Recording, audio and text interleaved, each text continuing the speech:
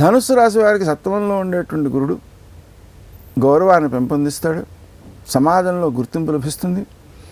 అలాగే తృతీయంలో ఉండేటువంటి రాహువు గంగా స్నాన ఫలితాన్ని ఇస్తాడు, కాశీ సందర్శనం చాలా మంచిది.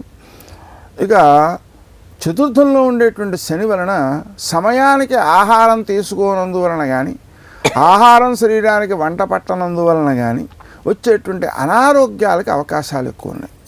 ఆ కారణంగా మనం సరైన పౌష్టికాహారాన్ని తీసుకోవడం మంచిది. ఇంకా విశేషించి మనం సమయానికి తీసుకోవడం, సమయపాలన అనేటువంటిది చాలా చాలా ముఖ్యం. ఇక సప్తమంలోనూ అష్టమంలోనూ నవమంలోనూ కూడా గురుడు సంచరిస్తూ లగ్నాన్ని, ద్వితీయాన్ని, తృతీయాన్ని కూడా చూస్తూ ఉంటాడు. అయితే ఈ ద్వితీయాన్ని చూసేటువంటి సమయంలో కొంత మాట విలువ తగ్గే అవకాశం ఉంది. ఎందువలన తగ్గుతుందంటే స్వార్థానికి సంబంధించి పరిచయాలను వాడుకోవడం వల్ల తగ్గుతుంది.